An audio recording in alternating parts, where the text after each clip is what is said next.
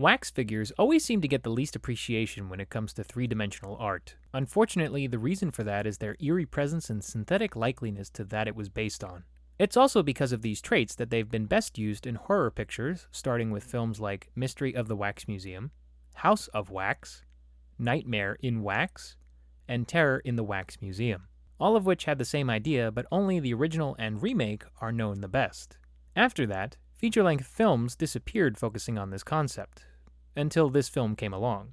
Thankfully, this movie does do something unique with the premise instead of rehashing for another round of familiarities. However, the way the premise is used tends to make it more camp than anything else. Written and directed by Anthony Hickox, who would later direct Hellraiser 3: Hell on Earth, makes his debut with this feature. Sometimes when doing more than one task, the end result is not the desired outcome. But here it fares out okay. The story is about Mark Loftmore, played by Zach Galligan, China, Michelle Johnson, and Sarah, Deborah Foreman, and some other friends who get invited to a mysterious waxwork building, headed by a nameless man played by David Warner. Little do they or other strangers know that behind the displays are parallel dimensions, where people can be transported and trapped. As mentioned before, it's a twist on the classic story. Just this time it's not a crazed psychopath going around killing people off the streets. There's a little more fantasy involved here. Sadly, this still doesn't remove the campy experience viewers may feel. There's a couple reasons for this. First, the main characters themselves lack any relatable charm. Zach Galligan, best known from Gremlins, plays what seems like a character who wants to grow up, yet he still cares about who China, his ex, sleeps with.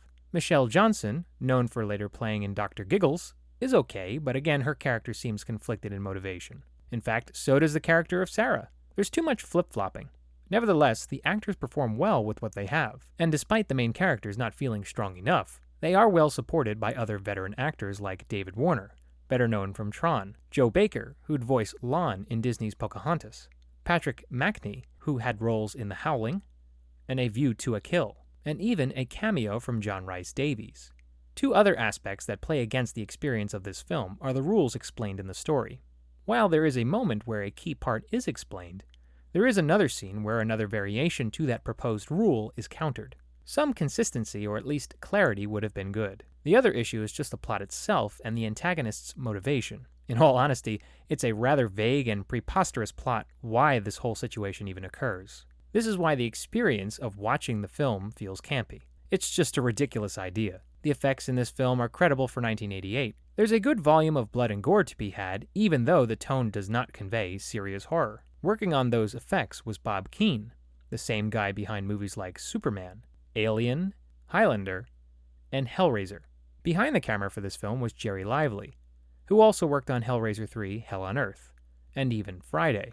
The scenes shot by Lively are decent and show competency in their presentation.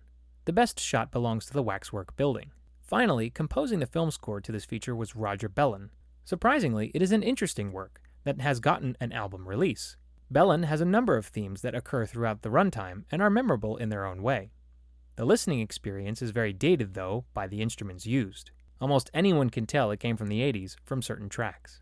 For Bellin, this might be the work he's most remembered for, because much of the rest of his filmography is in the TV movie realm, where few scores get any publication.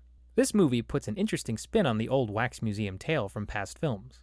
While the main characters feel inconsistent at times and the plot is just silly, it does provide mild fun. The camera work is decent, the music is composed well, and the supporting cast contains some big names.